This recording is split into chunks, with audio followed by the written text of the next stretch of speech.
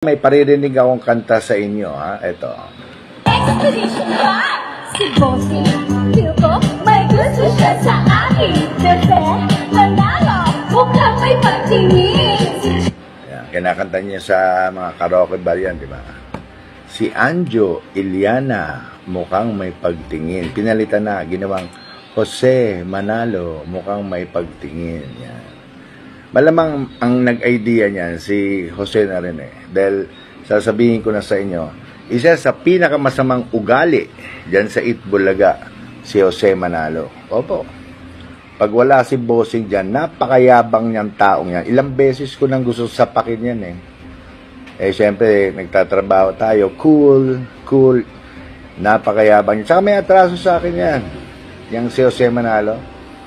Ito na, for the first time at aaminin ko sa inyo, nung ako po ay hiwalay sa aking asawa, nagkaroon po ako ng girlfriend at minahal ko naman siya. Sa katunayan nag-live-in kami ng almost 1 year. Hindi naman maiwasan na nagkatampuhan, yan, nagkakaroon kayo ng LQ.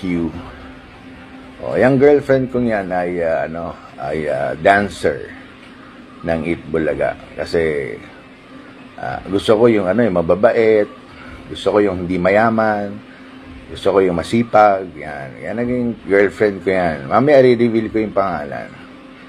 Ay minsan nag-LQ kami, ay nagsumbong sa akin yung girlfriend ko.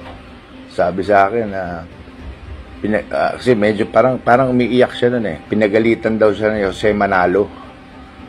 Ang sabing ganon, bakit ka kumakabit sa may asawa? May asawa na yon.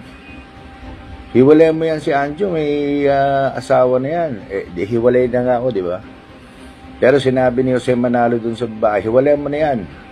May asawa na yan, pinagalitan. So, medyo nag-iiyak yung girlfriend ko. So, ang ending, nung medyo naghiwalay kami, ang ending, etong Jose Manalo, inahas pala ako. Kaya pala niya ginawa yun. Oo, ngayon asawa na niya, si Mergin Maranan. Yan. Girlfriend ko yan, 1 taon. Ano kami niyan, okay kami niyan, wala kaming problema masyado niyan. Ang ko lang, ahas talaga tong Jose Manalong to eh. Biro mo, nagkakaso na sila nung asawa niya dati. Naalala niyo yun, sila mag-asawa, nagbenta ng bangin. Sumalangit na yung kanyang asawa. Alam ko, pumanaw na yun. Pero naalala nyo, may kaso yan. Iiyak-iyak pa yan si Jose Manalo nun dahil may iyak yan eh. Kasi kukulong na siya. Di ba? Mag-asawa, nagbenta ng bangin. Bangin.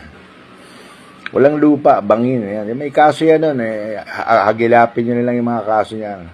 Kaya yan si Jose Manalo, napakawalang yan tao yan dyan. Isa yan sa sindikato na laging bumubulong kung sinong sisiraan at sinong tatanggalin. At ako, malamang tirabaho niya na siniraan ako ng siniraan. Bakit? Siyempre, di hamak naman na mas may itsura naman ako kaysa sa kanya. Sa kanta lang si Anjo Iliana, mukhang may pagtingin. Pinalitan. Malamang idea niya yan. Si Jose Manalo, mukhang may ang layo, di ba? Ang pangit. Kasing pangit ng niya, ugali, tsaka ng Anyway, naalala ko lang, naikwento ko lang sa inyo. Isa yan sa sindikato yan, yung sa Manalo. Kita nyo, wala makatrabaho sa labas niya kasi may masama ugali eh. At yan, happy naman ako sa kanila kung happy sila na nagsasama sila at may mga anak na. Ito naman pass na to nakaraan na to. Ano lang ako sa kanta. Natawa lang ako.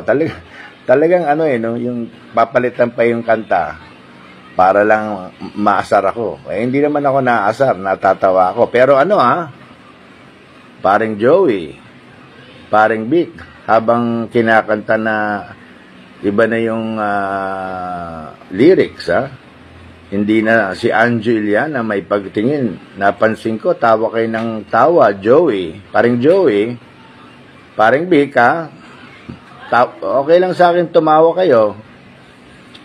Basta hanggang tawa lang, ha. O wag nyo kong sisiraan, ha. Alam nyo na. Parang Joey.